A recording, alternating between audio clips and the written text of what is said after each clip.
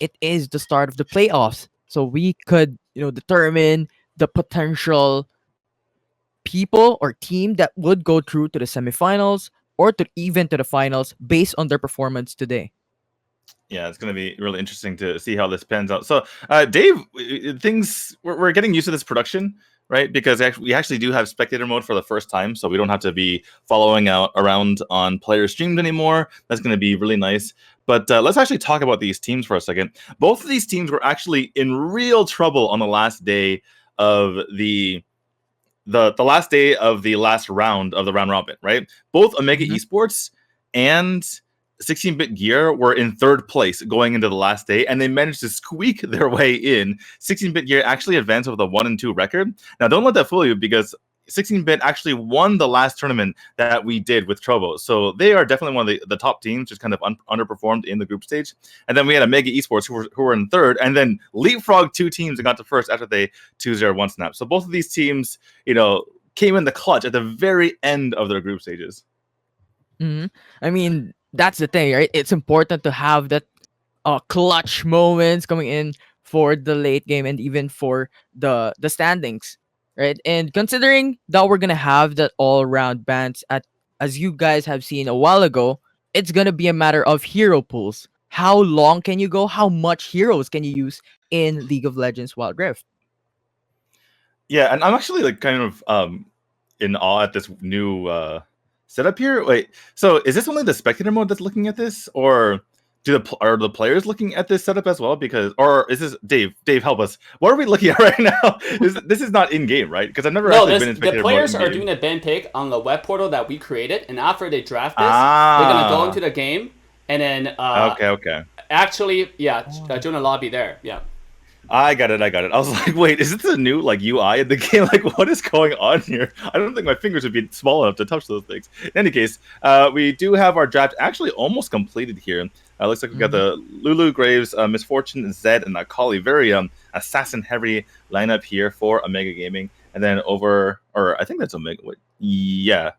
Yeah. And then taking a look at 16-bit, we got Oriana, Olaf, I'm getting mixed with a different game. Alistair, I was Alistar. about to say Toro. Alistair, sorry, Jin, and looking at a Yasuo potentially here with that new buff coming into Yasuo a couple of days ago. Mm-hmm. And it's actually quite interesting. When you're looking at Omega Esports' draft, you don't have a lot of melee potentials when it comes to your draft. You have the Lulu, you have the Graves, you have the Misfortune. So they're heavily depending on that Rage type of setup when it comes to the first matchup that we have for the playoffs. And Zed and Akali would be the ones to try and assassinate the enemy team. And that actually sports are saying a while ago when it comes to Mega Esports really trying to go for the assassin type of draft. And coming in for 16-bit gear, they're more of the balanced type of setup, right? You have the typical ADC, the Jin, Yasuo, potential to the mid lane, right? There is a lot of potential coming in for 16-bit gear's draft for today. Yeah, for sure. And honestly, I'm pretty surprised to see both of these drafts a bit off the wall in a sense, right? Usually, when you have that Mhm. that nice balanced draft coming out from 16-bit, right? Your set front line, your set back line. Typically, you're looking for someone who can do consistent damage, like a Misfortune or perhaps a Mhm. Kaisa, but going for the Jin instead. So not going to be quite as consistent there, even though Jin is obviously a strong champion in his own right. And then over on the side of Omega, it just I don't know. I just feel like these heavy assassin comps aren't really, holding up, especially in these big Mhm. team fights. I almost feel like Omega might be going for that 1-3-1 strategy, right? Maybe having like Akali and Jin, Mhm. or sorry, Akali and Zed, excuse me, split off and do some split pushing, and then you have like a 3-man kind of roaming, core that pokes every once in a while, but and kind of attempts to go for objectives, but not really commits to them. Mm-hmm. Absolutely. That is potential scenario that Omega Esports is trying to do. And I think based on the draft, they're really lacking when it comes to defensive capabilities. There's no one that is sustainable enough to put you through. So I think on Omega Esports' side, you really have to heavily depend on maybe the Lulu to try and sustain team longer, with the Graves potentially going in for that hybrid type of build, going in for the damage and that defensive capability items when it comes to the item picks. It looks like we're still trying to get into an actual. All right, we're joining the lobby, so we're gonna have these picks gonna kind of fly through once we get to the actual draft here. The one thing I'm concerned about, and let me know if you agree with this, I feel like Lulu, her wild growth ultimate is gonna have very few targets, right? It feels like it's only Misfortune and Graves, whereas putting on the Zed and the Akali kind of seems pointless because they just get in and out anyway. They're not going to stick in the fight. You know, it's not something that's going to really help them as far as because even if you pop it on Zed, right, you might be wasting it because it might not even pop. It might not even CC anyone. So it feels like it's only 2 targets here. 100%, because Misfortune would be the target by 16-bit gear, and Graves is the one who's going in for the front lines, right? Trying to go in and get the aggro of the enemy team. So it's more probably going to be Misfortune or Graves, as you stated.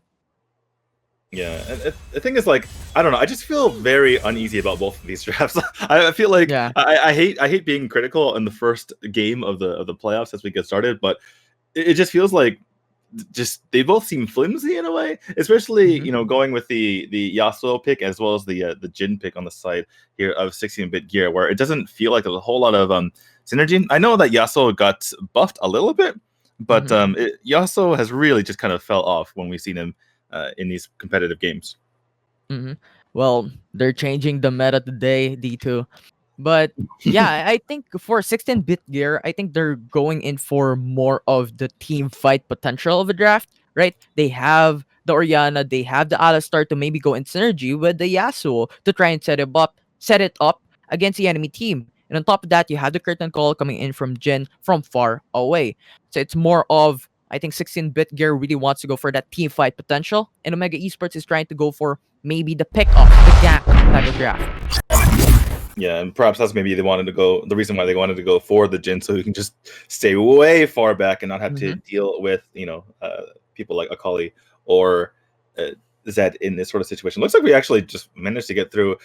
The magic of Dave's production skills is kind of bewildering to me. I don't know how we got from just like nothing to being in the game, but here we are, ready to start game number 1 of the playoffs. This is the round of 8. We have Mega Esports going off against 16-bit gear, 2 teams that have been pretty up and down, and this could be their time to start to show us what they're made of. Yeah, and look at that.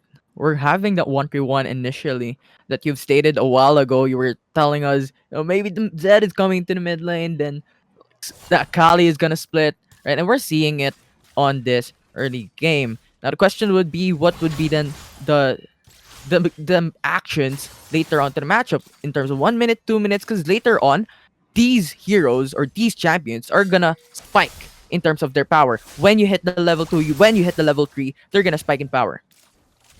Yeah, absolutely. And you see something really interesting here. You saw Lulu kind of help in that mid lane just a second there, because we all know that Orianna can be really kind of overwhelming in that mid lane, especially with her enhanced auto attack.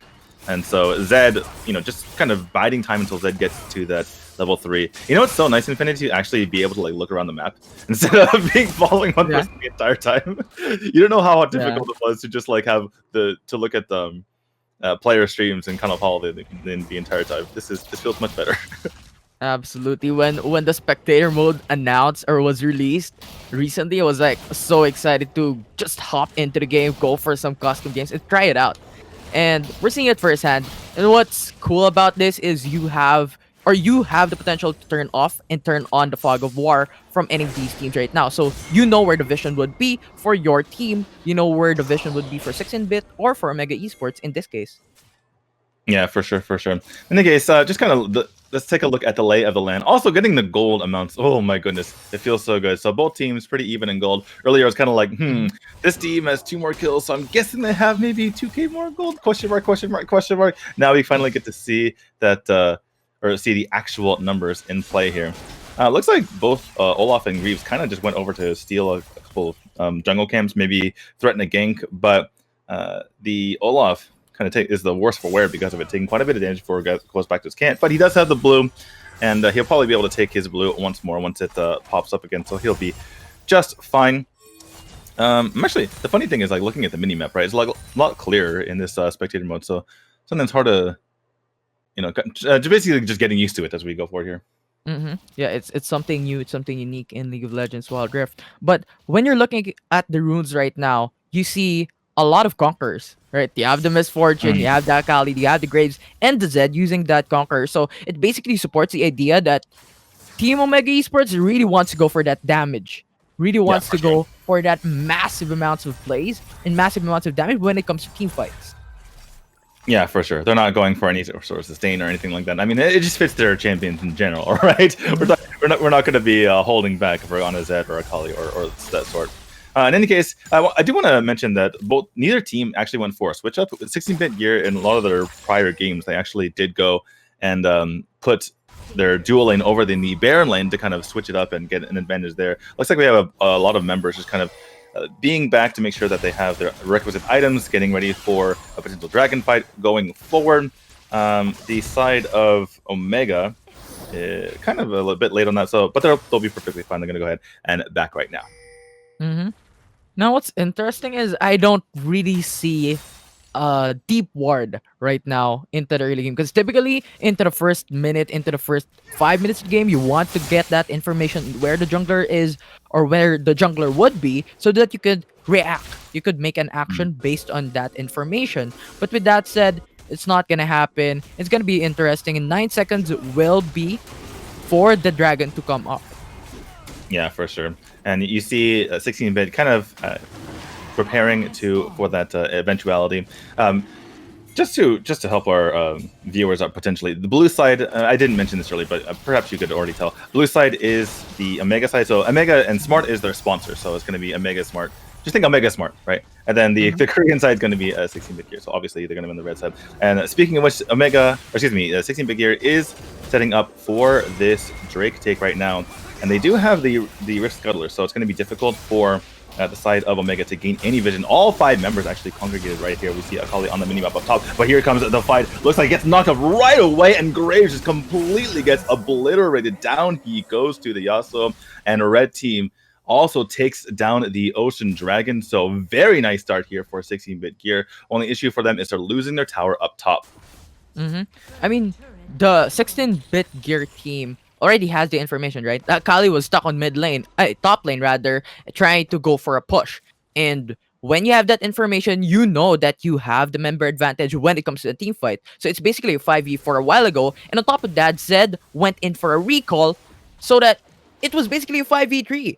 So it's a matter of when is the right time to make that objectives when it's the right time to try and go for that objectives. And 16-bit gear was really smart on doing so. Yeah, for sure, for sure. I One thing I'm really liking with this setup is you can see actually the cooldown. So you saw that Oriana actually had to use her flash there. I believe it was from pressure from, it might have been Zed. So it looks like Zed might have been going on someone else. But yeah, so Zed got a little bit aggressive, and Oriana had to use her flash here. So not going to be out for 3/4 of that timer, as you can see on your screen. Very, very nice to have the information. Obviously, you can see Alistair. He's halfway through his cooldown as well. So I think this is something we're going to see going forward. Both teams actually even in gold after all that happened. So despite the kill and the Drake going through, it's going to be an even gold situation. And I think that's what Omega wants to do, right? They want to just continue to split push like they did earlier and not get too far behind in those objectives like the Drake. It's just one kill, one Drake. They're going to be okay. And now, both of these teams are now setting up the Rift Herald D2. I'm excited to see how it's going to turn out because if the Rift Herald goes to the side of 16-bit gear, they're going to have that massive spike into the early game. Yeah, for sure. Looks like they're actually going in. The Akali goes in, pops the vision, gets an actually huge hit onto all 3 members, and the Wild Growth goes down. That means they get another kill, and they take down Oriana. They take down the Alistair and the Olaf. Actually, that was a 3-4-0. I thought it was a 2-4-0 for a second. It was actually 3-4-0. That is exactly the fight that Omega are looking for. And considering they're actually the team that has, arguably the worst team fight, this is absolutely amazing for them. They even picked up the Rich Card out. I didn't notice that either. So this is going to be a huge push here for Omega. Yeah, and having that mid lane open up, that's going to put Team Omega Esports in advantage when it comes to map control. They've gotten the top turret, they've gotten the mid turret, and now the jungle rather is gonna be open against Team 16-bit gear. And you're looking at this Rift Herald play wherein 16-bit gear was nowhere to go to because you have Omega Esports just trying to cover the opening of the Rift Herald's pit. So I think it was really a matter of, where should I go? And it's just forcing out the flash for 16-bit gear. They're not getting the good end of that trade there. Yeah, for sure. The thing I was so interested by though is that I've felt this entire time that the 16-bit has the better kind of team fighting comp, right? A set front line and a back line. Yeah. And I thought that Omega was going to go for the split push, and it seemed like I was actually surprised they were going in and engaging there. But like you mentioned, it probably did so because of the fact that that open area, right, that they're able to kind of gank onto. Another thing I was wrong about is that Lulu actually put the wild growth onto the Akali, and the Akali absolutely popped off. Between that and Misfortune's bullet time, it was massive damage onto 16-bit, and there was no way they could hold up there. Absolutely. And Omega Esports right now is just doing a smart move. They know late game, 16-bit gear will have the advantage. So right now, they're dominating the early game. They're going for a split push. And right now, the tier 3 turret, the tier 2 turret into the bottom lane has now been taken. So it's a lot of objectives coming through for the side of Omega Esports with 6k gold lead. And now we have a bit of a mix-up here, or a bit of a switcheroo, as we actually have Omega going for the Dragon this time. And wow, Curtain Call gets completely wasted here as every single member of Omega is out of there. Only Zed taking even a little bit of damage. This is just going so badly for 16-bit. They all came over. All 5 of them came over to contest the Dragon. And not only did they not get the Dragon, but Zed was split pushing the entire time, nearly getting that tier 2 tower. Look at that minimap. This entire time we've been talking about strategy, talking about what teams are trying to do. And we have 1, 2, 3, 4, 4.5 basically turrets already fallen here for 16-bit. It's not even just the gold. It's not even just the fact that they've lost every single objective. They've lost towers too. Yeah, and even plates in that matter, because every single turret has 3 plates that would give your team the gold, right? So if you're looking at it right now, you have the Akali at 8.3k already, and the Zed at 8.6k. And this is considering that they have taken a lot of turrets in the process, and that is just giving them a lot of potentials when it comes to damage output. And even the Misfortune having that BRK and even the penetration against the enemy team, Olaf and Alistar would not have a good time. Yeah, I just feel like Omega, as long as they stay relatively aggressive, they have this game in the bag. No matter what they do, right? They could try to take a 5v5 team fight. It wouldn't matter, right? They could still win that way. Akali probably just goes in, gets the kill, gets out. Like, Akali and Zed are so buff, so fed with gold right now that they could just jump in by themselves, get a pick off, and then run away, even amongst multiple members. Or they can just continue to split push, right? And no one on the other side can even contest them. They have to send more than one member just to even contest here. So I feel like as long as Omega doesn't get passive, as long as they continue to kind of push the envelope, they're going to probably take this game.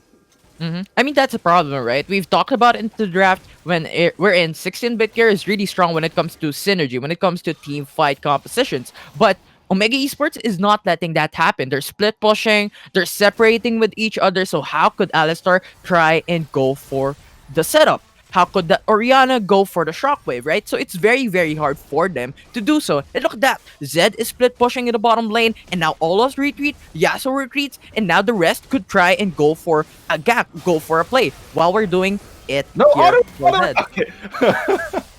I'm actually surprised he didn't just auto it down and then go for his ult there. They're gonna actually aggress onto the... Wait, this could be really bad. I thought that was going extremely well for them. Okay, they're gonna back off of the Baron, but the Baron actually could get taken here by 16-bit gear. So we were complimenting Omega this entire time. It looked like they were going to get a free inhibitor turret. Looks like it wasn't so free in the end, as Zed had to lose his life. So did Akali. And those are the big buff members on the side. But the big bull time comes out here. It's top of the Yasuo. They're going to go into this fight. Extremely low is the Olaf can, or excuse me, that's the Alistar. Actually, they're all extremely low. And look here, the Graves is going and trying to get the kill off. He does get the kill off onto the Alistar, and following them and sniping them down is the Misfortune. That is 3 down already. The oh my god, that's a bad play from the Curtain Call. Zed is back. He has respawned. He's ready to lay down the smackdown. And 4 end up falling in the end for 0 on the side of Omega actually make that potentially 5. No, that's going to be a stasis coming out. And she actually dies in the end. Very well done by the Zed. So that is an ace. Basically, a 3v5/4v5 as the Zed came in. And that's a complete ace here for Omega. Yeah, and I just want to say, when you're looking at the minimap, there's no vision for 16-bit gear. And look at the Mega Esports. They have placed 4 wards already into the top jungle side. So they have the information on where the enemy team would be, where the skills, where the fights would become. So I think it's very important in terms of vision, in terms of ward placements. And that is the key, right? You need that information to make a play. And I've said it a while ago, but right now, it has shown its effect. 16-bit has made a few blunders here, but that last set of events, I can't really blame them, right? They try to go for the Baron. You can see the end of that fight here as they get chased down. Feel really bad for that Jin, just kind of setting up the curtain call right in range, and obviously Zed able to finish off the Orion in the end. But it just felt like they got the 2 pickoffs. It was really kind of negligent of them to let Zed get the inhibitor tower in the first place. But they got the Akali, they got the Zed. Those are the 2 most fed members on the side of Omega. So going for the Baron, it's not the worst call in the world. It turns out that they couldn't really burst it down very quickly just because they don't really have, Jin isn't really capable of doing that. So and they're just not farmed. They're not farmed enough to get the farm, which is like, it sounds so weird to say, but they just couldn't do it. This seems like the beginning of the end here, but I don't really mind that last play there by 16-bit. Yeah, I mean the Jin is going in for that burst damage. It's not really the DPS that Misfortune has already, right? So I think it's a matter of a lack of the category when it comes to damage for the side of 16-bit gear for this game. And Smart Omega, once again, just going in for that objectives rather than kills. They're being very smart because they have the Baron buff. And pressuring the enemy team would mean they will probably get the advantage later in the matchup. Yeah, they're just kind of poking in. Oh my goodness, Zed almost got the kill on...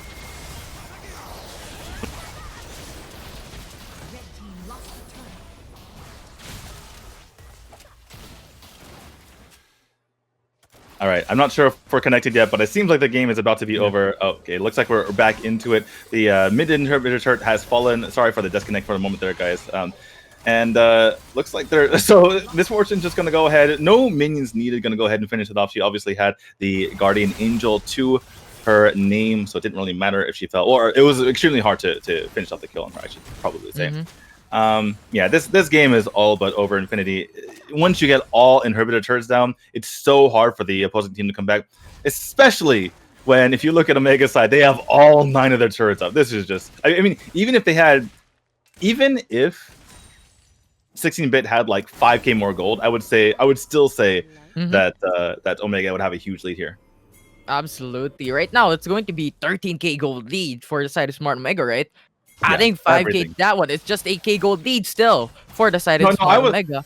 No, right? I'm saying even if you gave the lead, even if you gave like 20k gold to 16-bit right now, if you gave 20k gold to 16-bit right now, they'd still be behind because of the massive structural advantage. Like, if you're looking at it, 9 turrets taken down, absolutely wiped here for the turrets by the side of 16-bit gear, and 0 turrets taken by the side of Smart Omega. Even if you go for that to wipe out, even if you go for the ace, most probably it's going to be just an inhibitor turret in the mid lane, the top lane, or the bottom lane. It really depends on 16-bit gear, but at this point in time, it's really hard to take the lead against Smart Omega. Yeah, exactly. Okay, it looks like we were potentially going to have a fight on the Baron here. This just seems like desperation, going for the last straw here from 16-bit. They actually do get the Akali, kind of sloppy there by the Akali. The Wild Growth does go onto the Graves, and he's going to try to hold them up as long as humanly possible here, as there's a bit of a poking war going on. You can see on the mini-map that we have Zed actually going for the back door here. I'm not sure what happened to Olaf. Maybe he had to pop with Stace in order to just stay alive, but Zed might not be able to get this by his lonesome. He does have the GA. Going to go ahead and back off, use that flash to get on out of there. This game is just kind of off the rails at the moment. I'm not really sure what Omega can do to lose the game, and conversely, I'm not sure what 16-bit gear can do to get back into this game. But it's getting wacky nonetheless. Yeah, though that was very important of Zed to do, because if Zed didn't do that, 16-bit gear would probably go for that Baron, right? Even if Ola's defending against Zed, like Yasuo was forced to recall. Like the team was forced to recall. So Zed was a key part in Smart Omega trying to survive that fight, considering they were losing that engagement by 16-bit gear towards the Baron's Pip. So very smart move coming in from Zed. Yeah, and speaking of another smart move, he's actually going to just put a lot of damage on Olaf, kind of force him to go back. And this does seem like a one game here, as the Baron does go over to the Graves. It does seem like a one game for Omega, but it still is in their best interest to continue to split like this, right? As long as you don't get a full team fight over the 16-bit and you don't give up multiple aces, then you're going to be fine, and that's what they're deciding to do here. They do take the bear, and they're going to be pushing onto the Nexus. There's no way that they're going to get back in time, and that's going to be Omega taking game number 1 over 16-bit gear in the first game of our playoffs. Yeah, Smart Omega respected the draft of 16-bit gear. When 16-bit gear is going for an objective, they're not going to take it. They're going in for that security, right? Into the first matchup, into the first dragon. 16-bit gear, you know what? Let's go for the dragon. Well, Smart Omega was taking the top turret. With that, Akali gained the gold, gained the advantage when it comes to items. And for the second fight, it was the Rift Herald. And Akali was just sweeping the enemy team with the Lulu ult as well. So it's just a matter of going in for that trade-offs, going in for that security from the side of Smart Omega. I mean, this is like a tutorial for players who are stuck in gold or whatnot, right? You look at the MVP, 2, 2, and 5 is the MVP, right? These stats aren't all that amazing, but they played the map. They played the map, and it led to an overwhelming advantage. That just goes to show these players at home, you don't need to have, a massive KDA in order to win the game. All you need to do is play the map smart and play it like Omega did. Yeah, and look at that. Almost every member of Smart Omega went in for the typical hybrid potential of their draft, right? We have talked about this in the draft a while ago when they're picking their champions, that they would probably go for a damage, then they're going probably for the defensive capabilities to just balance their draft out, and they did it perfectly. And yeah, it's just commendable plays, commendable actions coming in for Mega Esports.